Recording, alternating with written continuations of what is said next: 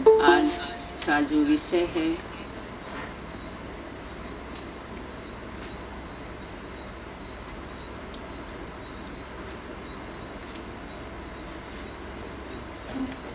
राजयोग का विधि। राजयोग का आधार क्या है और उसकी विधि क्या है, ये कौन बताएगा?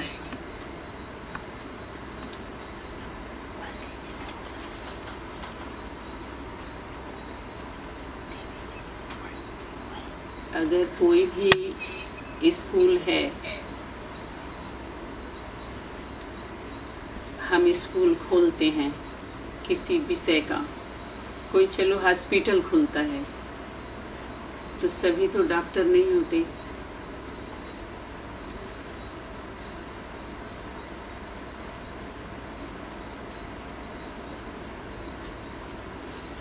तो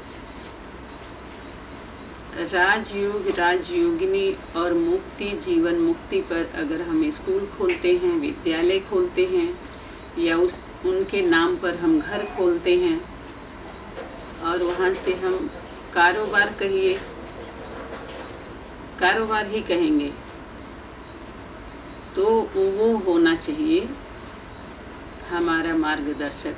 मुक्ति जीवन मुक्ति के लिए मुक्ति जीवन मुक्ति दाता होना चाहिए। उस दर पर बैठना चाहिए या तो उसके देख रेख में वो चलना चाहिए, संचालित होना चाहिए। उसके संचालक संचालिका वही होना चाहिए जो सर्वोपरि है, अथॉरिटी है। तो सर्वोपरि जो पिताश्री के द्वारा बार बार आता है, समय की शक्ति को सदैव हम आगे रखें, बाप दादा को रखें, लेकिन सिस्टम को ठीक करने के लिए साकार स्वरूप को नियुक्त किया जाता है। जैसे बाहरी दुनिया के गवर्नमेंट में होता है, ऐसे हमारे ईश्वरीय गवर्नमेंट के नाम से जो संबोधित किया जाता है, तो उसमें भी उनको अथॉरिटी मिलती है। ईश्वरी का एक स्वरूप होता है। भगवान भगवती का हम ऐसे नहीं कहेंगे कि वो उंगली दिखाता है, हाथ दिखाता है। उसके नाम से उसके कर्तव्य के बारे में ढेर सारा आर्टिफिशियल साइंस वाले जो दिखा करके और उस अनुसार सबके बुद्धि में फिट किए हुए हैं, तो परमात्मा शक्ति को लोग वैसे ही देखना चाहते हैं। ऐसा हालांकि नेचर में ऐसा है नहीं, तो उस अनुसार हम देखना चाहते हैं। प्रजा वर्ग की आत्माएं ज़्यादातर ऐसे कमज़ोर लोग होते हैं, और हम धीरे धीरे अगर उसके शक्ति को, उस विषय को समझते जाते हैं, तो जो अंदर विष भरा हुआ होता है वो ख़त्म होता जाता है धीरे धीरे। किससे? राजयोग के माध्यम से अगर मुक्ति जीवन मुक्ति मिलती है और वो आधार बनता है, तो ज़रूर उसके लिए मुक्ति दाता चाहिए। हमको मुक्ति जीवन मुक्ति दाता चाहिए, पहले देने वाला। और हम बच्चे दिलाने वाले हैं, देने वाले नहीं हैं। वो भी देने वाले माने मार्ग बताया जाएगा आपको, और एक समय आएगा जो मार्ग भी क्या होगा, समय सीमा समाप्त हो जाएगी, तो जो है जैसे है मुक्ति मिली जाती है, वही क्या होता है, जब रील आपकी पूरा हो जाएगी तो जो जहाँ है वहीं रुक जाएगा। शरीर छूटने के बाद फिर शरीर नहीं मिलती है, समय ही नहीं है, तो क्या करेंगे? उसका उतना ही समय है, समय सीमा है, उसके पहले होता है सारा। तो हमें मुक्ति जीवन मुक्ति का मार्ग बताया जाता है कि इस पे चलोगे तो मुक्ति, इस पे चलोगे तो जीवन मुक्ति। इसलिए गुरु सद्गुरु की उपस्थिति होती है, उनका उपस्थित रहना ही हमारे लिए बहुत बड़ी बात है। वर्तमान समय हम लोगों को जो भी थोड़ा सा समय मिला हुआ है, हम मिलजुल करके अच्छे से एकाग्रता से सुने समझें। हर विषय का लेन देन हो रहा है और डायरेक्ट क्लास चल रहा है। ये भी कोर्स समाप्ति की ओर है, फिर आगे जैसा भी होगा आप सभी के बीच में। तो यहाँ जो दिखाया गया है राजयोग का आधार, तो राजयोग और राजयोगिनी हमारे माता पिता का आधार। योग तो बुद्धि से, एक बुद्धि से आप योग लगा रहे हैं, बुद्धि योग बैठ करके हम बुद्धि से योग लगा रहे हैं। योग लगाना माना जुड़ रहे हैं उससे, तो हम किससे जुड़ रहे हैं? बिंदी से जुड़ रहे हैं, साकार स्वरूप से जुड़ रहे हैं। और दूसरा है वाचा से जुड़ना, सिर्फ हम वाणी से जुड़ते हैं। तीसरा होता है प्रैक्टिकल कर्मों से जुड़ना, जो कर्म योग में आता है। योग अनेक प्रकार का है जो वर्तमान समय खुले मंचों पर हम देख रहे हैं। अनेक प्रकार का योग है, लेकिन इस सभी योग में सर्वोपरि सर्वश्रेष्ठ और सरल सहज है राजयोग। राजयोग से संबोधित हम सभी योग को नहीं कर सकते। राजयोग की बहुत ही महिमा है हमारे भारत भूमि। वो कौन सा राज है जब खुलता है या हम जानते हैं तो हमारे अंदर की हमारी स्थिति, मनोस्थिति कैसी होती है। कुछ को तो सुनने के बाद सुना अनसुना कर देते हैं, उनके ऊपर असर क्यों नहीं पड़ता। योग लगाना माने प्रैक्टिकल, उसको कर्म योग से जोड़ा गया। हमारे कर्म में जब हम उस अनुसार कर्म करते हैं तो कर्म योगी जीवन सबसे अच्छा जीवन है।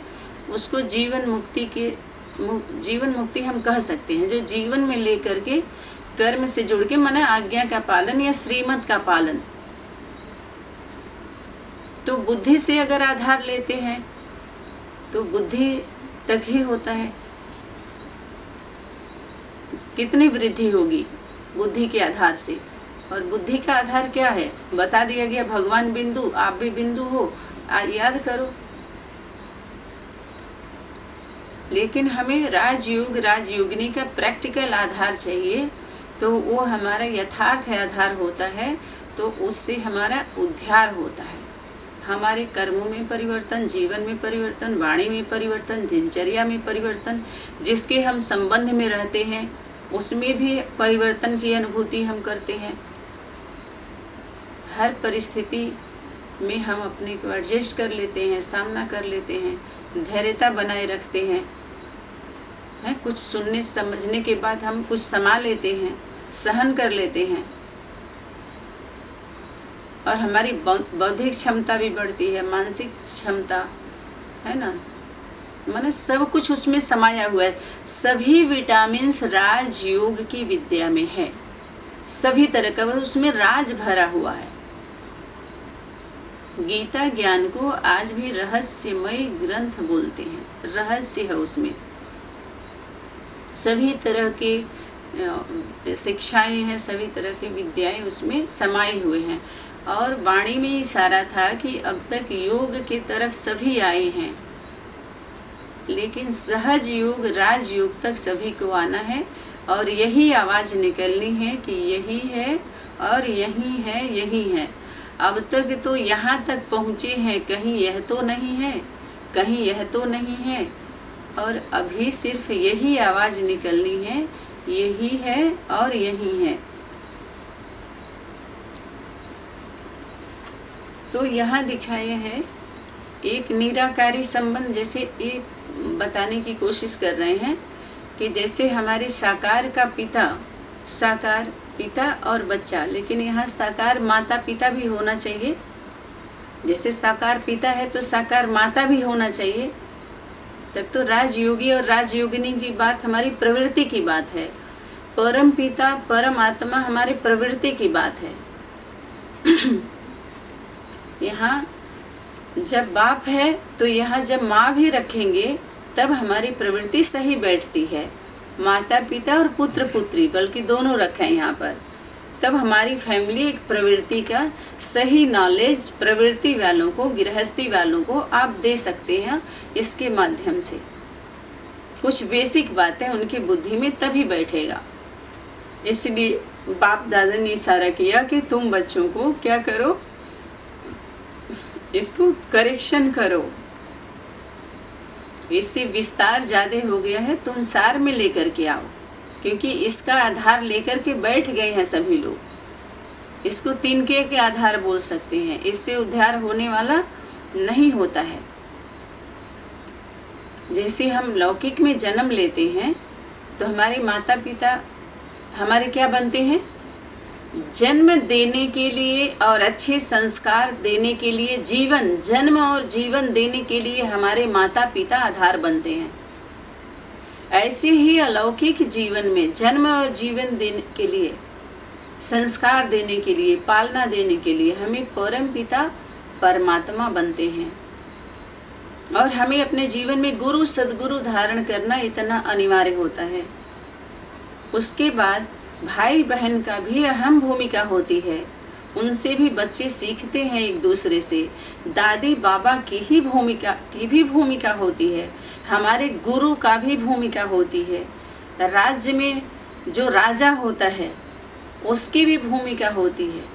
समाज भी हमारे लिए दर्पण होता है, आईना होता है, उसकी भी भूमिका होती है। भूमिका सबकी होती है, लेकिन हमारे जीवन में जन्म देने वाले, संस्कार देने वाले, पालना देने वाले, श्रेष्ठ बनाने वाले, उच्च बनाने वाले, सिखलाने वाले वो हमारे परम पिता, वो सबसे पहले होते हैं। परम पिता और परमात्मा। तो यहाँ परमात्मा भी, यहाँ पर आत्मा और परमात्मा ही दिखाया है। बच्चे को भी दिखाना है, माना 3 बिंदु तो कम से कम रखें। परम पिता, परमात्मा और आत्मा, 3 बिंदु कम से कम रखें। यहाँ भी 4 रखें तो और ठीक है। कम से कम भाई बहन का चलो एक छूट भी जाए तो भी फैमिली नहीं मानी जाती है। आत्मा में अगर एक ही रखो तो भी चलेगा, लेकिन परम पिता परमात्मा में संबोधित हम 2 को करते हैं। परम पिता को भी करते हैं और परमात्मा। तो यहाँ पर शरीर का पिता शरीरधारी जैसे होते हैं, ऐसे आत्मा का पिता परम पिता परमात्मा होते हैं। तो हम एक आधार लेकर के हमें समझने के लिए बताया गया, लेकिन संबंध हमारे स्थापित नहीं हो पाता है। इससे हम कहाँ चले जाते हैं? इस विद्या को, इस साप्ताहिक कोर्स करने के बाद सभी के मनोस्थिति, कराने वाले और करने वाले और यथाशक्ति इसी के फ्रेम में कैद होकर के चलने वालों की आज स्थिति क्या है, उनका जीवन क्या है, उनकी दिनचर्या क्या है, बताने की ज़रूरत ही नहीं, आप सभी को पता ही है और प्रतिदिन तो चल ही रहा है। उसके बाद यहाँ पर दिखाया गया कि ये बिंदु को आप याद करेंगे तो ये 5 विकार, 6 विकार इन्होंने दिखाया। 5 विकार और एक यहाँ भक्ति पूजा पाठ, 3 इधर 3 इधर, ये सारा छूट जाएगा। तो इन्होंने एक क्या दिखाया है? मोह, काम क्रोध लोभ मोह अहंकार। यहाँ से काम से शुरू किया गया है। काम क्रोध लोभ मोह अहंकार और भक्ति, ये सब आपके जीवन से निकल जाएगा, छूट जाएगा। तो हमारे अंदर आएगा क्या? नेगेटिव हमें दोनों समझना है कि काम क्या है। अगर कोई व्यक्ति सुबह से शाम तक बेड से उठता है, बिस्तर से उठता है सुबह, तो घर के भी ढेर सारे काम होते हैं। तो चलो हम लोगों को जब निमित्त भाव आया तो अपने हर काम को हम बोलते हैं कि सेवा कर रहे हैं। सब्जी की सेवा है, रसोई की सेवा है, अनाज साफ करने की सेवा है, बिस्तर धुलने की सेवा है। तो हम सेवा भाव बोलने से हमारे अंदर एक निमित्तपन का भाव जागृत होता है। मैं और मेरे से हम थोड़ा दूर होते, इसमें विस्मृति में जाते हैं इस भाव से। तो जो भी कर्म हम सुबह से लेकर के शाम तक करते हैं तो वो बंधन में हम नहीं आते हैं, जिसको हम हिसाब किताब बोलते हैं। हल्कापन महसूस होता है। कहते हैं जो भी आप कर्म किए तो आप नहीं हो, कराने वाला कोई और है। निमित्त भाव से करो तो आपको अच्छा किए तो भी और बुरा किए तो भी उस अशुद्ध मैं और मेरे में नहीं आइए। यानी आप नहीं, शाम को हे प्रभु आपने किया, हम तो निमित्त मात्र हैं। अच्छा कर्म जहाँ भी हो रहा है, हमारा योग, सहयोग, सेवा, वो सब हम अर्पित करते जाएं। कहीं भी अगर गलती होती है तो वहाँ क्षमा मांगे कि मैं अशुद्ध मैं और मेरे के अहम वहम से आया होगा। अच्छा को हमेशा देते जाएं। कुछ गलतियां होती हैं तो अपने मैं और मेरे के भाव को लेकर के अपने आप को सजा देते जाएं, खुद देते जाएं, खुद रियलाइज करें। कुछ गलतियां का, कुछ विचार का, कुछ कर्तव्य का टीचर हम स्वयं होते हैं। स्वयं हमें रियलाइज करना है, वो सेल्फ रियलाइजेशन में आता है कि हम स्वयं हैं। तो काम के लिए बोलते हैं कि काम कर रहे हैं, क्या है तो काम कर रहे हैं। छोटे एक ऐसे परिवार में आप जाइए जहाँ हम लोग पहले के पास्ट के लाइफ में तो सभी यही बोलते थे कि मम्मी क्या कर रही है बेटा, काम कर रही है। कुछ अगर काम को बता देंगे, बर्तन धुल रही है, कपड़े धुल रहे, तो उसमें काम की बात ही नहीं, डायरेक्ट वो तो जो कर रही है वो बताएंगे। पिताजी कहाँ गए हैं, काम पे गए हैं। कोई ऐसे अगर जाएंगे ड्यूटी पे तो कहेंगे कि हॉस्पिटल गए हैं, कोई डॉक्टर होगा या हॉस्पिटल में कोई काम करता होगा तो हॉस्पिटल में गए हैं, या काम पर गए हैं, ड्यूटी पर गए हैं, सर्विस पे गए हैं। माना अनेक स्वरूप हमारे अंदर, अनेक स्मृति से इस शब्द को हम प्रयोग करते हैं। कोई काम पर गया हुआ होता है, चाहे घर के बाहर या घर के अंदर कर रहा हुआ होता है, चाहे हॉस्पिटल में कर रहा हुआ होता है, चाहे नौकरी किसी के अंदर में या अपने दुकान पर कर रहा हो, अपना काम कर रहा हो या सर्विस अर्थ, हम काम शब्द से संबोधित करते हैं जी। तो कौन से काम के लिए बात अब ये उठती है, अब इतना काम की बात आ रही है, स्वरूप की बात आ रही है, तो कौन से काम के लिए जो बार बार हम यह भी कहते हैं कि गीता में बोला है कि काम महाशत्रु है, तो सीधे यहाँ पर ब्रह्मचर्य को अटैक किया गया, जो यहाँ पर महिला को दिखा रहे हैं कि वो ऐंठी हुई है। इसका भाव देखिए, केवल ब्रह्मचर्य पर ही तो केंद्रित किया जा रहा है कि किसी और काम पर किया जा रहा है। आप जरा सोचिए, बुद्धि देखिए, बौद्धिक लेवल देखिए, उनकी क्षमता देखिए। और वही जब हम राजयोग के स्कूल पर जो लेबल लगा हुआ है, इसमें हम एडमिशन लेते हैं, जाते हैं, तो इनके द्वारा कौन सी विद्या सिखलाई जाती है और हम विद्यार्थी होते हैं, और वह हमारे बुद्धि में उस तरह के हमारे पूरे दिनचर्या में, जीवन में हम शामिल कर लेते हैं। जैसे बाहरी दुनिया की फिल्मी दुनिया के जो हम डायलॉग देखते हैं और उनके एक्टिविटी देखते हैं, तो फट से हमारे बच्चे या हम सभी ज़्यादातर फॉलो कर लेते हैं। हीरो हीरोइन का फ़ोटो रख देंगे, उसी अनुसार हम बात करेंगे, उसी अनुसार कपड़ा पहनेंगे, उसी अनुसार डायलॉग बोलेंगे, उसी अनुसार जल्दी फॉलो करते हैं ना। फिल्मी दुनिया एक हमारी, वो भी एक आईना है, समाज भी हमारा आईना है, शिक्षा व्यवस्था भी हमारा आईना है, जो बच्चों को तुरंत उसका प्रभाव पड़ता, हीलिंग हो जाती है। जो यंग लोग होते हैं, चलो बुजुर्ग लोग तो थोड़ा सोच समझ करके कोई भी चीज़ लेते हैं, जो आजकल परोसा जा रहा है। ऐसा नहीं कि केवल बच्चों को माता पिता ही संस्कार देते हैं और उनके जो कितने अंग बाहरी दुनिया के दोस्तों के संग में आकर के बिगड़ जाते हैं। उसका क्या जी। जो क्या पहले वो बीड़ी सिगरेट शराब पी रहे होते हैं, क्या इतने गंदे हरकत कर रहे होते हैं, क्या घर में उतना नहीं होता, बच्चा अन्य दोस्त संग दोस्त में जाके बिगड़ जाता है। वो संस्कार कहाँ से लेके आया, उसको क्या कहेंगे, किस रूप में देखेंगे उसको। तो ऐसे ही ये काम की जो दिखाया गया है कि काम महाशत्रु है, और कौन से काम पर हमको समझना था, समझना चाहिए, जानना चाहिए कि काम महाशत्रु है। तो कौन सा काम महाशत्रु है? दिन भर का काम का अनेक स्वरूप बताया गया ना, कौन सा काम महाशत्रु है? गीता में लिखा है काम महाशत्रु, काम महाशत्रु। तब सब ब्रह्मचर्य पर फाइटिंग करने लगे, सबका सिर्फ वही गया, जबकि कई बार ब्रह्मचर्य पर अव्यक्त वतन में इशारे आए हैं कि कारणे अकारणे ब्रह्मचर्य बहुत रहते हैं। कोई का स्वास्थ्य खराब है, कोई की पत्नी नहीं है, कोई का पति नहीं है, कोई बीमारी से ग्रस्त है, कोई जेल में कैद है, कोई विदेश में चला गया है, तो बहुत रहती। वो कोई बहुत बड़ी बात नहीं है। बाप दादा ने स्पष्ट अव्यक्त वाणी में, अव्यक्त वतन में इशारा किया कि पवित्रता, जो ब्रह्मचर्य रखे हैं सभी लोग, दिखा रहे हैं हम ब्रह्मचारी हैं। ब्रह्मचर्य पवित्रता की हाईएस्ट स्टेज नहीं है। पवित्रता अर्थात सत्यता और स्वच्छता, तो किसके प्रति सत्यता, किसके प्रति स्वच्छता, अब प्रति आएगा।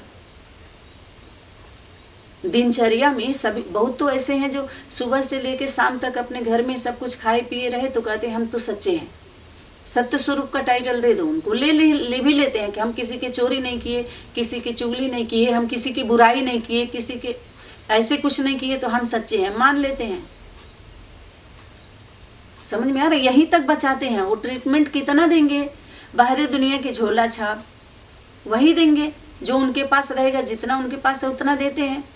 बताए ना कि बाहरी दुनिया में एक जैसे जेल होता है, जेल में कैदी बंद होता है, तो जेल में कैदी बंद है तो बहुत लोग जिनके अंदर बहुत पैसे होते हैं तो सेवा भाव दिखाते हैं, तो कैदियों को क्या करेंगे? कंबल बांट देंगे, वो जहाँ पर रखे गए हैं वहाँ पर उनको फैन लगवा देंगे, या खाने पीने की कुछ व्यवस्था अतिरिक्त कर देते हैं, कपड़े बंटवा देंगे, कुछ भी मना जेल में कुछ सुविधा दे देते हैं। चाहे कि नेता हो, अभिनेता हो, यहाँ के राजनेता हो, या कोई बड़े मंत्री पद पर वगैरह पहुँच जाते हैं ऐसे, तो उनको कुछ सुविधा दे देते हैं। जेल में कैदियों को जेल में सिर्फ सुविधा दिया जाता है थोड़े समय के लिए, लेकिन जेल से मुक्ति नहीं दी जाती है उनके द्वारा। जेल से मुक्त नहीं करा सकते। जेल से मुक्त कराने के लिए उनके पास चाबी नहीं होती है। ऐसे ही ब्रॉड ड्रामे में पहले या वर्तमान समय में भी जो भी दिखाते हैं और इस प्रकार का जो परोसा जाता है, लौकिकता में अलौकिकता की बात करके, जो लौकिकता में ज़्यादा अपना समय देते हैं, जो परोसा जाता है राजयोग के विद्या के नाम पर या भगवान गीता ज्ञान के नाम पर, जो कुछ भी परोसा जाता है या प्रलोभन दिया जाता है, तो हमारे जीवन में, हमारे परिवार में, हमारे समाज में क्या इसका प्रभाव पड़ता है, क्या दुष्प्रभाव पड़ता है, सुंदर प्रभाव पड़ता है, और किस तरह के आप देख लीजिए उनकी व्यवस्था में क्या प्रभाव पड़ता है, उनकी अवस्था में क्या प्रभाव पड़ता है। हमारे परिवार में ये राजयोग गया तो क्या आया वहाँ से, हम लोग क्या लेकर के आते थे अपने लौकिक संबंधों में, या क्या लेकर लोग आते हैं, कैसे आना जाना करते हैं, क्या छुपा हुआ है क्या किसी से। ऐसे ही जो संदेश वाहक आए, देवदूत आते हैं, और रोकथाम के लिए आते हैं। वो मुक्ति, जीवन मुक्ति नहीं देते। चाहे किसी भी धर्म के धर्म स्थापक आए, वो तो संगम पर अपने अपने धारणा की स्थापना करते हैं। बीच में जो कहते हैं संदेश वाहक आए, इब्राहिम आए, मोहम्मद आए, यीशु आए, या रामकृष्ण जी आए, जो भी अपने अपने जो उनके धर्म के, उनके धारणा के जो मुखिया है, तो यही बोलते हैं। वो लोग आए तो क्या रिपेयरिंग करके गए, थोड़ा ठीक ठाक करके, थोड़ा रिपेयरिंग कहें, रोकथाम करने के लिए जो भी कुछ है थोड़ा आपको दे करके थमाया है। पवित्रता की बल से सन्यासी लोग क्या भारत को थमाते हैं, थोड़े समय के लिए बचाए रखते हैं, उतने देर तक थोड़ी और विकृतियां ना हो, थोड़ा राहत सामग्री हो जाती है, बस राहत पहुंचा देते हैं। कुल मिलाकर के ये है कि जो ब्रह्मचर्य के यहाँ काम की बात आई, तो प्राप्ति का समय एक समय ऐसा होता है, कल्प के संगम युग, जो संगम युग, जब हम कहते हैं कि सृष्टि का इस समय का जब अंत अब होने वाला है, जिस समय को हम कलयुग से संबोधित करते हैं। कलयुग, कलह कलेश का युग, यानी समय अब समाप्त होने वाला है।